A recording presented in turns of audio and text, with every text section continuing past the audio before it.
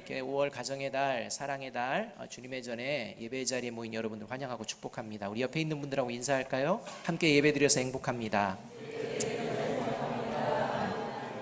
한 번 더 인사합니다. 앞뒤에 있는 분들하고 인사합니다. 사랑합니다. 축복합니다.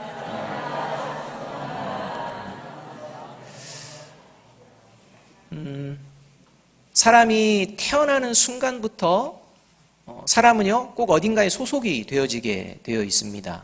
혼자 딱 떨어져 있는 게 아니라 어딘가에 소속이 되어집니다. 가정에서부터 시작해서 이제 출생신고를 하게 되면요 어느 국가에 또 이제 소속이 되어집니다. 그리고 좀 잘하다 보면 이제 유치원에도 가고 학교에도 가고 더 잘하면 직장에도 가고 여러 가지의 모습으로 여러 군데에 소속이 되어지는 이런 소속의 모습이 바로 저희들의 인생의 모습이 아닌가 이렇게 돌아봅니다. 제가 직장에 근무할 때 제가 직장 그곳에서 패밀리 카드라는 것을 발행해 주었습니다. 그러니까 이 패밀리 카드는 제가 속한 다니고 있는 이 회사와 관련된 모든 계열사들에서 만들어지는 이 전자제품이나 옷을 공장독 가격, 아주 저렴한 가격으로 구매할 수 있도록 이렇게 해준 것이 이 패밀리 카드입니다. 당시에 이 카드를 가지고요, 제가 이제 그때는 청년이었었던 때요, 주변에 결혼하시는 분들한테 무척 생색내고 다녔습니다. 나한테 잘 보이면 내가 진짜 싸게 해줄게 해가지고 이렇게 해서 이렇게 결제도 대신 해주고 이러한 일들이 있었습니다. 그런데 회사에서 퇴사한 후에 더 이상 전자제품이나 옷을 저렴하게 구매할 수가 없게 되었습니다. 카드가 변한 게 아닙니다. 카드는 그대로 썼습니다. 카드를 보면요 그 위에 패밀리 카드 이게 각인되어져 있습니다. 그래서 이걸 가지고 매장에 들어가서 이제 뭔가를 구매하면 오우 패밀리시네요 이런 얘기를 듣습니다. 그런데요 결제 금액을 보면요 전혀 패밀리가 아닙니다. 그냥 그대로 나오는 것입니다. 그냥 기분만 패밀리가 됩니다. 왜 그렇게 되는 것입니까? 카드가 바뀐 게 없습니다. 제가 바뀌었나요? 카드의 사인이 제게 아닌가요? 똑같습니다. 이유가 딱 하나입니다. 뭐입니까? 퇴사했다는 것입니다.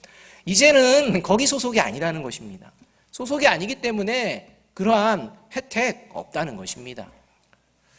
오늘 이 부활의 절기 사랑의 달을 맞이하며 특별히 주일을 맞아서 저와 여러분은 이 예배 자리에 있습니다. 여기에 모인 우리를 향해서 하나님께서는 오늘 본문 말씀을 통해 질문하고 계십니다. 하나님의 말씀은요 우리에게 늘 질문하십니다. 오늘 본문 말씀에서 질문하시는 질문은 어떤 질문이냐? 너는 어디 소속되어 있느냐? 라는 질문입니다. 여러분은 어디에 소속이 되셔 있습니까? 이것을 하나님이 지금 질문하고 계십니다. 예배드리러 이 자리에 모인 저와 여러분의 소속을 하나님은 분명하게 보시겠다는 것입니다. 분명하게 보여내라고 지금 말씀하고 있는 것입니다. 그리고 그 모습을 통해 하나님께서 예배를 받을지 말지 결정하시겠다는 이것이 오늘 본문에 담겨져 있는 핵심입니다. 몸은 와 있지만 하나님 나라에 합당하지 않은 자가 있다는 것입니다. 그래서 봐야 되겠다는 것입니다. 마치 제가 패밀리 카드 들고 다니며 마치 패밀리처럼 행동하지만 그게 아니라는 것이 드러나는 것처럼 오늘 저와 여러분이 세례를 받았습니까? 그렇다고 해도 하나님께 속하지 못한 하나님의 구원에 합당하지 않은 그러한 모습으로 그냥 여기 와 있는 그런 모습이 있다라고 하며 오늘 본문이 기록되고 있다는 것입니다. 하나님께서 예배를 받으시는 자의 소속에 대해서 오늘 본문이 20절에서 이렇게 말씀합니다. 20절 말씀을 함께 한번 읽어보겠습니다. 시작. 그러나 우리의 시민권은 하늘에 있는지라 거기로부터 구원하는 자 곧 주 예수 그리스도를 기다리노니 이렇게 말씀합니다. 하나님께서 예배를 받으시는 그리스도인의 소속, 부활신앙인의 소속은 하나님의 나라라는 것입니다. 그리고 이 하나님의 나라에 소속되어져 있는지 증명해 보이는데 뭐로 증명하느냐? 하늘의 시민권 한번 보여내라는 것입니다. 과연 하늘의 시민권이 있는지 지금 보여달라는 것입니다. 하늘의 시민권을 가지지 못한 자는 단순히 하나님께서 예배를 받지 않는 이런 차원이 아닙니다. 하나님의 시민권을 갖지 못한다. 이것은 영원한 심판과 연결이 되어집니다. 그래서 그만큼 하늘의 시민권을 소지하고 있느냐 그렇지 못하느냐는 이 여부는 아주 절체절명한 것입니다. 바라기는 오늘 이 예배 자리에서 하늘의 시민권을 하나님께 자랑스럽게 보여내는 저와 여러분이 되기를 주님의 이름으로 축복합니다. 그러면 시민권 내보십시오. 여러분, 하늘의 시민권 지금 내보십시오. 있으십니까? 대답들이 없으십니까? 도대체 하늘의 시민권을 보여내라는 이 하나님의 말씀에 뭘 보여내야 이게 하늘의 시민권이라는 이게 확증이 될까요? 오늘 본문은 하늘의 시민권을 보여내는 것이 어떠한 것인지를 말씀해 주고 있습니다. 첫 번째, 하늘의 시민권을 보여낸다. 이것은 구원의 확신을 가지고 살고 있음을 고백하는 것을 말합니다. 구원의 확신을 가지고 살아가는 것은 영원한 하나님의 나라에 내가 들어갈 수 있음을 믿는 것을 말합니다. 여러분은 영원한 하나님의 나라에 들어갈 것을 확신하십니까? 고백하십니까? 확신하신다면 자신에게 있는 하늘의 시민권 보여주셔야 되는 것입니다. 여러분, 저와 여러분이요, 하나님 나라에 저는 들어갈 줄로 믿습니다 하고 고백하는 이 고백이, 구원의 확신의 고백이 하늘의 시민권을 보여내는 고백이라는 것이 아닙니다. 구체적인 모습, 구체적인 고백이 되어야 한다는 것입니다. 저와 여러분의 시민권을 하나님께 직접 보여드려야 됩니다. 그냥 말로만 해서는 안 됩니다. 그러면 도대체가 구원의 확신을 고백하는 것이 사실인지 보여드린다는 것이 뭘까? 여러분, 우리가 우리 자신이 내가 이학주입니다 라고 증거하기 위해서는 항상 신분증을 가지고 다닙니다. 요즘에는 신분증에 반드시 들어가는 게 있습니다. 뭐가 들어갑니까? 얼굴입니다. 자신의 모습입니다. 이 얼굴이 시민권에 들어갑니다. 똑같아야 합니다. 자신의 모습을 봐야 합니다. 내 모습이어야 합니다. 남의 모습 찍어놓고 가면 어떻게 됩니까? 그거는 바로 교도소입니다. 잘못된 것입니다. 저와 여러분의 시민권에 담겨져 있는 모습 제대로 되어 있는지 보아야 한다는 것입니다. 저와 여러분, 구원받은 백성들이 가지고 있는 하늘의 시민권에 담겨있는 모습은 과연 뭐냐? 이게 21절에 말씀하고 있습니다. 함께 한번 읽어보겠습니다. 시작. 그는 만물을 자기에게 복종하게 하실 수 있는 자의 역사로 우리의 낮은 몸을 자기 영광의 몸의 형체와 같이 변하게 하시리라. 이렇게 말씀합니다. 여기서 낮은 몸이라는 것은요, 썩어질 육신의 몸을 가리키는 것입니다. 세상을 살아가는 동안 한시적으로 우리가 입고 있는 이 옷입니다. 그래서 이 옷은, 이 육신은요, 이 얼굴은요, 죄와 질병 또는 고난, 죽음에 대해서 노출되어 있는 몸입니다. 이것들을 완전하게 극복할 수가 없습니다. 죄에 빠질 수도 있습니다. 질병에 걸릴 수도 있습니다. 고난에 처하는, 그래서 힘겨워하는 상황도 있을 수 있습니다. 그래서 몸이 상할 수도 있습니다. 또 죽음이라는 것을 또 반드시 경험하게 되는 이런 세상에서의 몸, 이것을 낮은 몸이라고 이야기를 합니다. 그리고 이 몸은 시간이 갈수록 후패해지고 볼품 없어지고 하는 몸입니다. 반면에 이 영광의 몸은 어떤 몸이냐? 썩지 아니하는 신령한 몸을 이야기합니다. 구원받은 자가 결국 최후에 이제 입게 될 이 신령한 몸, 완전한 몸을 영광의 몸이라고 말씀하고 있는 것입니다. 이 몸은요, 시간이 가고 세월이 갈수록 더욱 성숙해지고 강건해지는 속사람을 이야기합니다. 부활신앙인의 속사람의 모습을 이야기해주고 있는 것입니다. 따라서 이 말씀은 이 땅을 살아가는 그리스도인들은 그 육신의 몸이 쇠약해지고 질병에 시달리고 또 어떤 이는 장애를 가지는 가운데에 또 죽음이라는 상황이 있을지라도 그러한 상황 가운데에 결코 낙심하거나 절망하지 않으며 오히려 그러한 몸을 보면서도 소망과 확신 가운데 살아내는 존재, 그가 바로 그리스도인이요, 그가 바로 하늘의 시민권을 보여내는 존재라는 것입니다. 왜냐하면 하늘의 시민권에서 늘 바라보는 몸은 내 육신의 몸이 아니라 장차 얻게 될 영광의 몸이기 때문입니다. 그렇기 때문에 내 몸을 바라보며 좌절하지 않습니다. 내 삶의 자리를 보며 낭망하지 않습니다. 왜냐하면 지금 현재의 모습 속에 있는 나의 속사람은 여전히 영광 가운데에 나아가고 있기 때문입니다.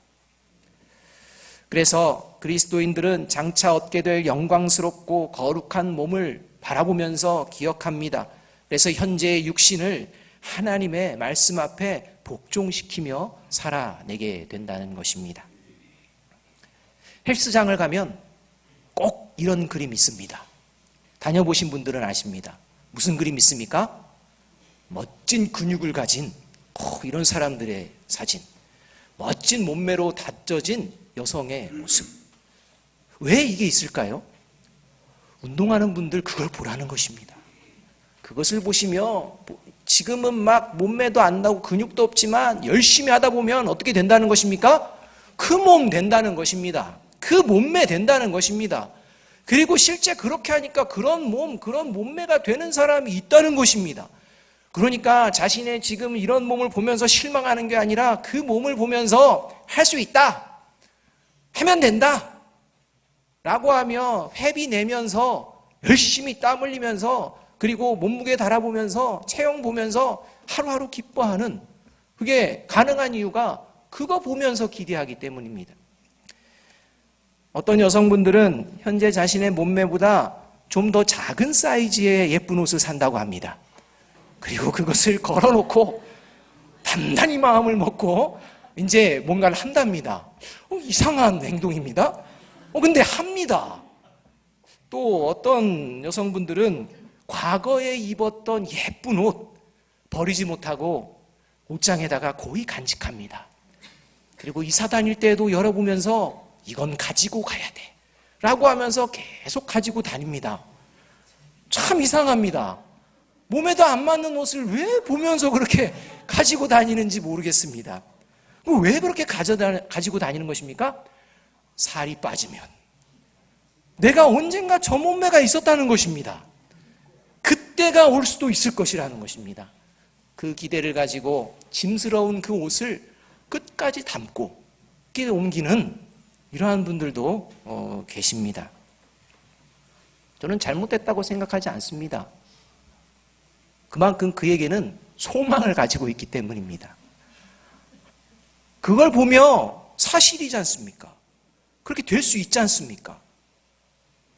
그리스도인의 삶의 모습, 하늘의 시민권을 본다는 모습이 바로 그것입니다. 구원의 확신을 가지고 살아가는 그리스도인은 언제나 나 자신의 모습을 볼 때 최후에 얻게 될 영광스러운 몸을 늘 기억하며 오늘을 살아냅니다. 그러하기에 죄에 빠질지라도 스스로 하늘의 시민권을 바라보며 내가 죄에 빠질 몸이 아니지 라고 생각하며 그 죄에서 돌이키게 됩니다. 현재 자신의 모습에 실망하거나 좌절하지 않고 그 하늘의 시민권을 보며 나는 하나님께서 거룩하게 인도하는 그런 존재지 라고 말하며 다시 거룩을 향해 나아가게 된다는 것입니다. 여러분, 이런 모습이 있는지 고백하는 것이 구원의 확신을 고백한다는 것입니다. 하나님께서는 이러한 능력을 이미 주셨다고 로마서 8장 29절에서 30절이 말씀합니다. 로마서 8장 29절 30절은 이렇게 말씀합니다.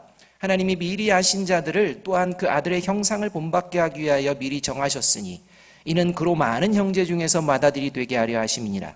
또 미리 정하신 그들을 또한 부르시고 부르신 그들을 또한 의롭다 하시고 의롭다 하신 그들을 또한 영화롭게 하셨느니라. 이렇게 말씀하시는데 이 말씀에 나오는 29절과 30절에 나오는 말씀에 나오는 모든 동사는 완료형입니다. 마치 지금 그렇게 된 것처럼 이야기합니다.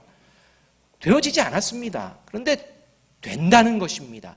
반드시 그렇게 영화롭게 영광스럽게 되어진다는 것입니다. 하나님이 하시겠다는 것입니다. 하나님에게 속한 자들은 반드시 그렇게 살아낸다는 것입니다.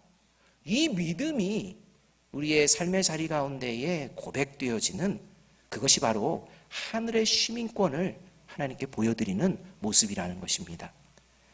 지금 저와 여러분의 보여지는 몸이 아니라 하나님 나라에 합당한 영광의 몸이 내게 이루어지고 있음을 늘 기억하며 우리의 속사람이 이 영광의 몸에 합당한 삶을 살아내는 저와 여러분이 되기를 주님의 이름으로 축복합니다. 두 번째로 하늘의 시민권을 보여준다라는 것은요, 구원에서 멀어진 모습이 어떤 것인지 분명히 아는 것을 말합니다.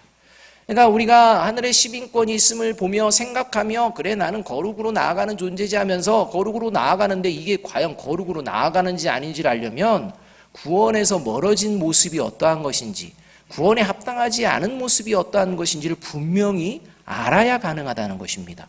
그런데 하늘의 시민권은 그것을 알게 해준다는 것입니다. 18절의 말씀을 우리 함께 한번 읽어보겠습니다. 18절입니다. 시작. 내가 여러 번 너희에게 말하였거니와 이제도 눈물을 흘리며 말하노니 여러 사람이 그리스도의 십자가의 원수로 행하느니라. 이렇게 말합니다.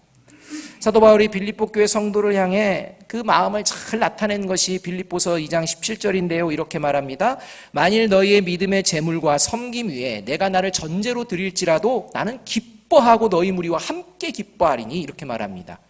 그러니까 믿음에 견고하게 서가고 있는 이 빌립보 성도들을 위해서라면, 이 빌립보 교회 공동체를 위해서라면, 믿음의 이 세워짐을 위해서고 믿음의 성숙을 위해서라면 사도 바울은 자신을 전제로 드려도 기뻐하겠다라고 말하고 있는 것입니다. 이 전제라는 것은 하나님께 제사 드릴 때 사용하는 포도주를 이야기합니다. 이 포도주는 그래서 이 피와 생명과 연관이 되어져 있습니다. 하나님께 드려지는 향기와도 연관이 되어져 있습니다. 그러니까 사도 바울은 자신의 생명을 내어주어도, 저들이 믿음이 세워진다면 생명 내어주어도 아깝지 않을 정도로 지금 믿음 안에 잘 세워지는 빌립보 교회, 그러한 교회가 지금 편지하는 교회라는 것입니다. 그런데 이렇게 믿음 안에서 하나님께 잘 드려지던 교회, 사도 바울의 자랑이 되던 빌립보 교회에 그리스도의 십자가의 원수로 행하는 이제 변질된 자들이 생겨나고 있다라는 것입니다. 이들이 생겨난다는 소식을 듣고서 지금 편지를 쓰는 것입니다. 십자가의 원수의 특징은 아주 본질적인 특징이 있습니다. 그것은 뭐냐? 예수 그리스도의 보혈의 은혜를 아주 싸구려 은혜로 여기는 것입니다. 이 예수 그리스도의 보혈의 은혜, 이 보혈의 은혜로 말미암아 우리는 모든 죄와 허물에서 이제 자유할 수 있다라고 이야기합니다. 분명한 말씀입니다. 예수 그리스도의 보혈은 우리의 모든 죄와 허물을 깨끗게 하시는 능력의 보혈이요 사랑의 보혈인 줄로 믿습니다. 그런데 여기까지 하고 나서 어떻게 하느냐? 이제는 그 보혈이 있기 때문에 그것에 대해서 크게 신경 안 써도 된다는 것입니다. 죄에 대해서 합리화를 합니다. 죄를 가볍게 여깁니다. 주님의 보혈이 있는데 이런 식입니다. 그래서 예수님의 보혈의 은혜를 아주 값싸게 취급하는 이런 모습들이 등장하는데, 그런 변질된 자들의 대표적인 모습, 그의 모습을 19절이 말씀해 주고 있습니다. 19절은 이렇게 말씀합니다. 그들의 마침은 멸망이요 그들의 신은 배요 그 영광은 그들의 부끄러움에 있고 땅의 일을 생각하는 자라. 십자가의 원수로 행하는 자, 신앙의 변절자, 그는 바로 땅의 일을 생각하며 살아가는 자라는 말씀을 하고 있습니다. 야고보서 4장 4절 하반절에서는요, 누구든지 세상과 벗되고 하는 자, 그러한 자는 스스로 하나님과 원수되는 것이다 라고 선언하고 계십니다. 십자가의 원수로 행하는 자, 그가 땅의 일을 생각하는 자인데, 이 땅의 일을 생각한다는 것이 뭐냐? 세상과 벗되어 살고자 하는 자라는 것입니다. 이런 자를 성경은 십자가의 원수다라고, 하나님의 원수다라고 분명하게 말씀하고 있습니다. 그리고 그렇게 살아가는 자의 구체적인 모습이 자신의 배를 신으로 여긴다는 것입니다. 내 배만 만족하면, 나만 좋으면 그것도 다른 것도 문제가 되지 않는다라고 하며 세상의 것들로 채워가는 이러한 모습의 삶을 살아가며 탐욕과 정욕, 세상의 이러한 가치에 빠져서 살면서도 부끄러운 줄을 모르고 살아가는 그런 모습이라는 것입니다. 세상의 높은 지위를 얻고 세상에서 인정받으면 자신이 거룩한 그러한 모습이 되는지 안 되는지에 관심이 없고 마치 성공한 인생처럼 이제 고개 들고 그런 식으로 살아가는 그러면서 진정 자신의 속사람은 어떻게 됐는지 돌아보지 않아서 오히려 속사람은 변질되고 있음을 깨닫지 못하고, 그래서 부끄러워하지 않는 이러한 모습들을 보게 된다는 것입니다. 이러한 모습이 교회 공동체에서 나 구원받았습니다라고 하는 이러한 존재들 중에 있다라고 오늘 말씀합니다. 어쩌다가 이렇게 십자가의 원수가 되는 것입니까? 어쩌다가 이렇게 하나님과 원수가 되는 지경에 이르게 되는 것입니까? 그게 바로 하늘의 시민권을 자꾸 꺼내보지 않기 때문입니다. 주일날만 꺼내봅니다. 주일날만. 자꾸 꺼내봐야죠. 매번 꺼내봐야죠. 여러분, 하늘의 시민권에 우리가 거룩과 영광의 몸의 사진들은 업데이트 돼야 되는 것입니다. 여러분, 신분증, 여권이나 이런 것들 만들 때요, 어떻게 하십니까? 최신 것을 사용하셔야 합니다.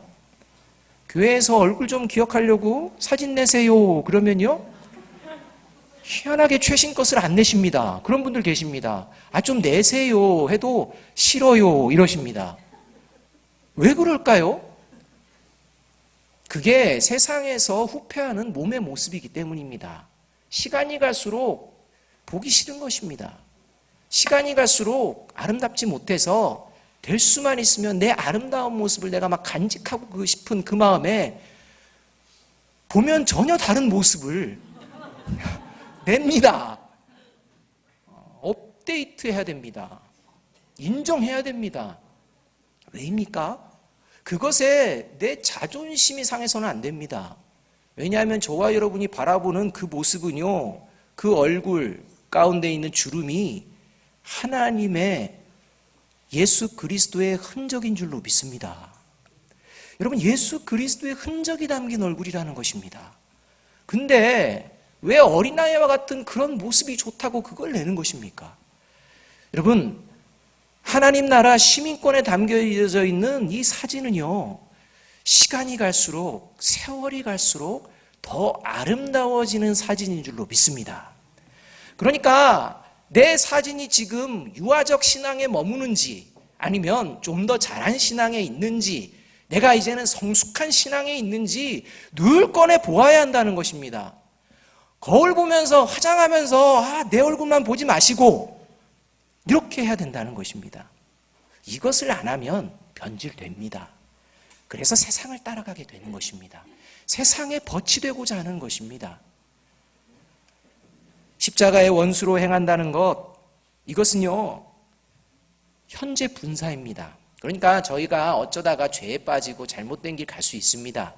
그런데 하늘의 시민권을 딱 꺼내보면요, 그 길을 돌이키게 된다는 것입니다.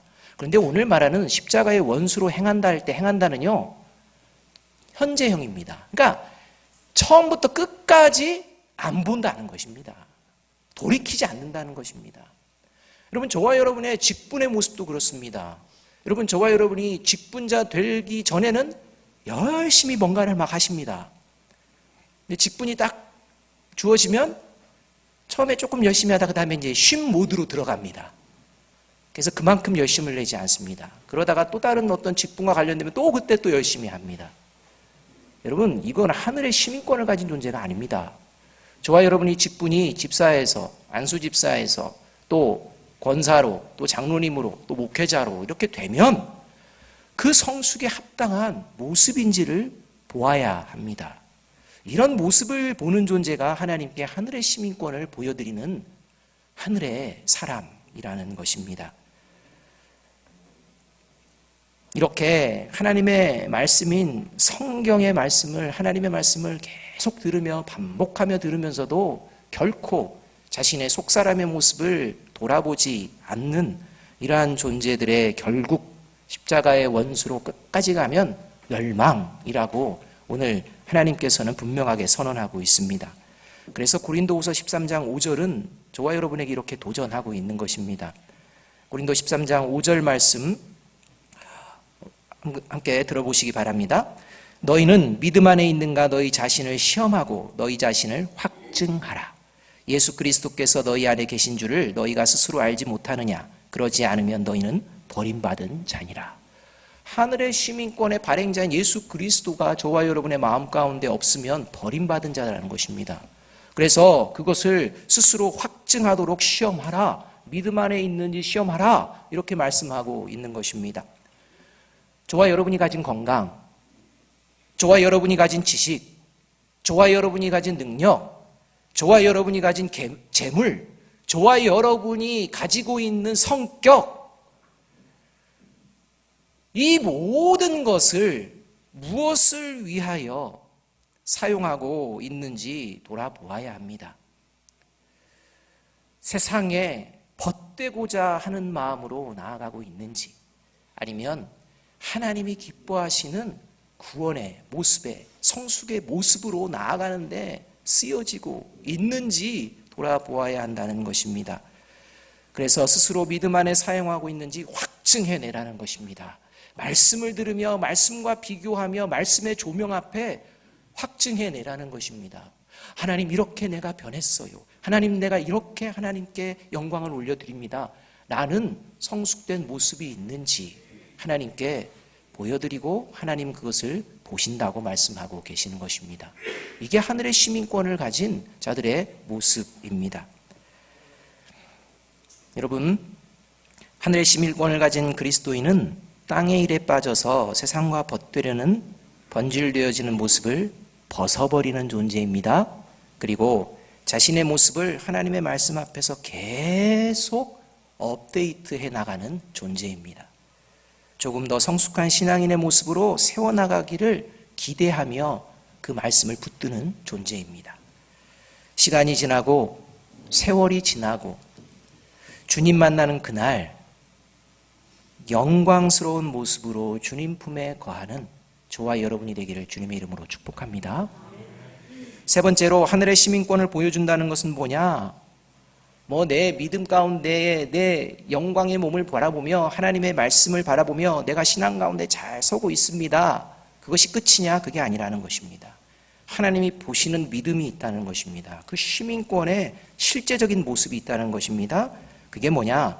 서로 선한 영향력을 주고받고 있는가? 이것을 보신다는 것입니다.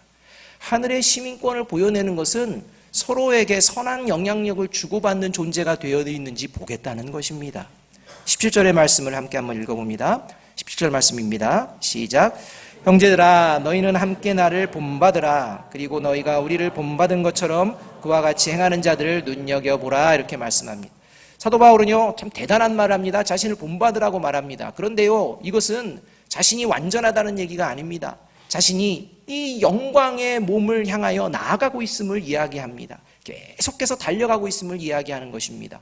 사도 바울은 오늘 본문을 통해서 자신만 그런 존재가 아니라 지금 빌립보 성도들 중에도 견고한 믿음으로 성숙되어지며 세워지며 달려가는 존재가 있다는 것을 주의 깊게 살펴보아라, 이렇게 말씀합니다. 그런 본이 되는 성도들이 있다는 것입니다.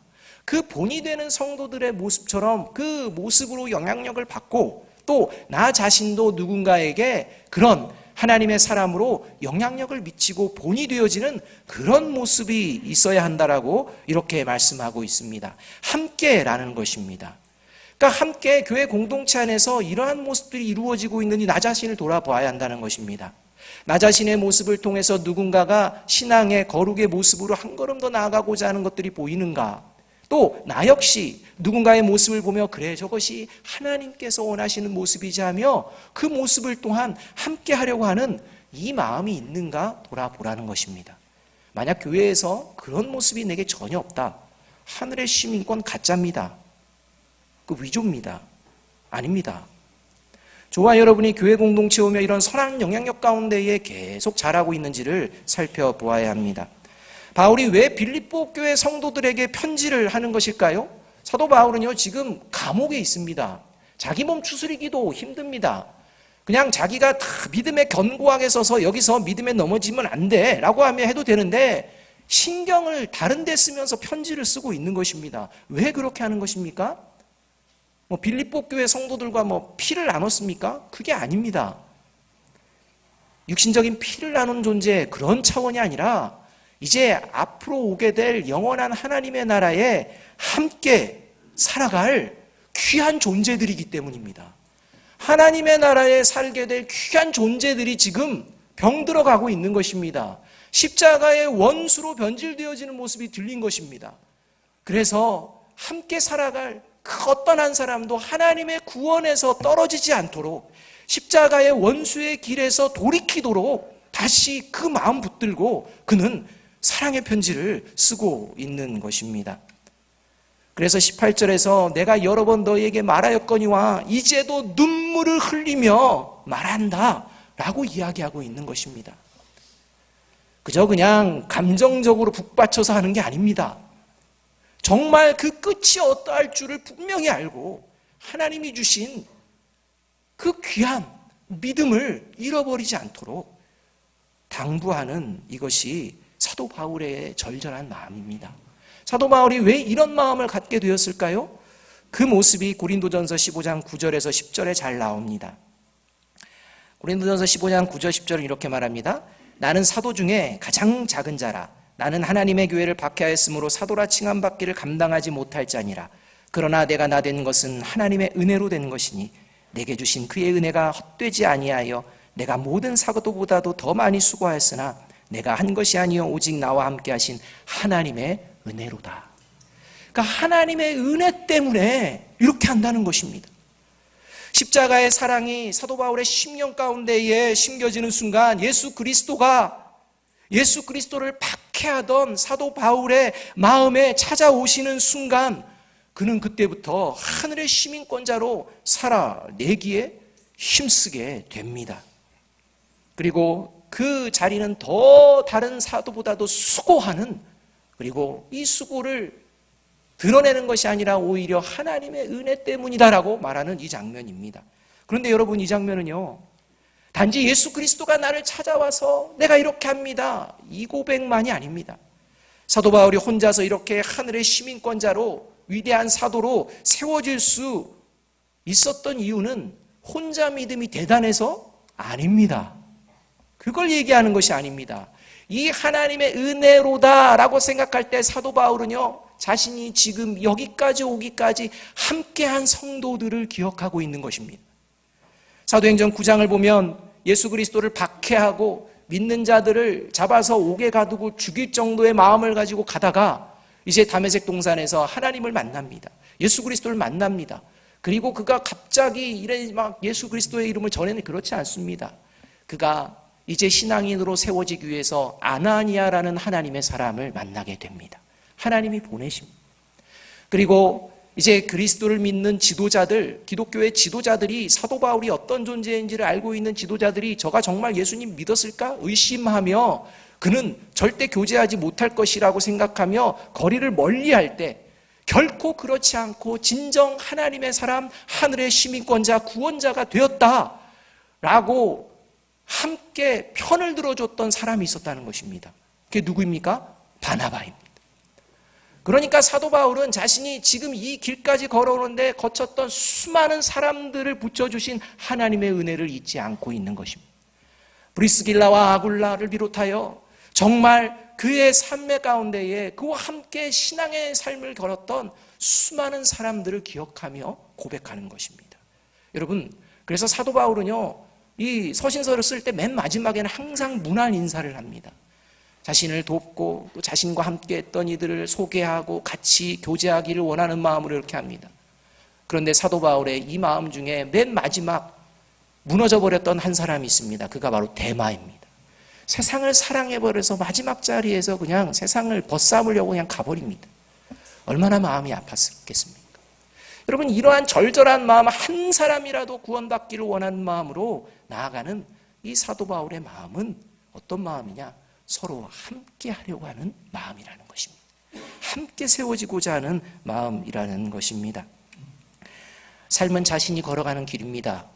구원은 더욱 그러합니다. 믿음은 자신의 믿음으로 구원을 받게 됩니다. 누가 대신해서 구원을 받을 수도 없고 누가 대신해서 내 삶을 살아줄 수도 없습니다. 그러나 구원에 이르는 믿음을 가진 자는 누구와 함께 할 때 그 삶이 풍성해지게 된다는 것입니다. 그 누구가 누구냐? 하늘의 시민권자를 가진 자들과 함께 할 때입니다. 하늘의 시민권자를 가진 자들과 함께 할 때 그 삶에 더 큰 하나님의 복이 임하게 될 줄로 믿습니다. 그것을 경험하라고 세워주신 공동체가 교회입니다. 여러분, 시민권은요, 공동체증입니다. 시민권은 나한테만 주어지는 게 아닙니다. 함께하는 사람들을 이야기합니다. 그렇습니다. 사랑하는 여러분, 하나님께서 기뻐하시는 교회 공동체는 교인이 많이 모이는 교회가 아니라 하늘의 시민권을 가진 성도가 모이는 교회임을 잊지 맙시다. 제가 개인적으로 비빔밥을 되게 좋아하는데요. 비빔밥에는요, 손이 많이 갑니다. 근데요, 먹을 때는 후다닥 먹어버립니다. 참 이게 수고가 헛된 것 같습니다. 근데요, 비빔밥 먹을 때 당근 하나 딱 주워서 입에 넣고 씹어서 먹고, 그 다음에 나물 하나 이렇게 들어서 씹어서 먹고, 밥 먹고, 고추장 먹고, 참기름 먹고 하는 사람 있습니까? 없습니까? 기인들은 그렇게 합니다. 입에다가 다 하나씩 넣고 입 안에서 이렇게 해서 뭐 그렇게 하는데, 일반적으로 어떻게 합니까? 섞습니다. 함께 해야 그 맛이 납니다. 아무리 유명한 비빔밥집 가보십시오. 하나하나 해가지고 먹어가지고 맛이 나는지 섞어야 합니다. 우리가 오늘 오케스트라 팀이 이렇게 오케스트라를 하는데요, 하나하나 하는 거 괜찮습니다. 그러나 함께 할 때 더 풍성해집니다. 우리 찬양대들이 찬양하는데 뭐 한 파트만 있습니다. 괜찮습니다. 근데 여러 파트가 있기 때문에 더 아름다운 것입니다. 그 안에 조화가 있어야 합니다. 저와 여러분이 하나님께 나아갈 때, 함께 할 때 성령님께서 저와 여러분을 섞이고 조화롭게 세워주실 줄로, 섞어내실 줄로 믿습니다. 이 모습으로 살아가는 존재가 그리스도인입니다. 함께 할 때 바른 맛이 난다는 것입니다. 여러분, 하나님이 보시는 믿음은요, 함께하는 믿음입니다. 먼저는 주님과 함께하는 믿음입니다. 그리고 성도들과 함께하는 믿음입니다. 하늘의 시민권을 가진 성도들이 서로 함께 선한 영향력을 보여낼 때, 초기 그리스도 교회가 하나님의 이름을 전 세계에 전했듯이 저와 여러분, 우리 교회 공동체가 흔들리지 않는 견고함과 성숙한 신앙 공동체로 이 태전동 지역에 세워질 줄로 믿습니다. 마태복음 18장 20절 말씀 함께 한번 읽어보겠습니다. 같이 읽습니다. 시작. 두세 사람이 내 이름으로 모인 곳에 나도 그들 중에 있느니라. 그 두세 사람이 저와 여러분이 되어지기를 주님의 이름으로 축복합니다. 기도하겠습니다. 사랑과 은혜가 풍성하신 아버지 하나님, 오늘도 저희들에게 주신 이 살아계신 하나님의 말씀이 우리로 하여금 이제 속사람이 더욱 강건해지고, 하나님, 우리 자신을 보는 마음이 달라지게 하여 주시고, 어떠한 상황과 삶의 자리 가운데에도 우리를 반드시 영화롭게 이끌어 주실 그 하나님의 손길을 바라보며 삶의 자리로 나아가는 복된 주의 백성들 될 수 있도록 은혜 베풀어 주시옵소서. 예수 그리스도의 이름으로 감사하며 기도하옵나이다. 아멘.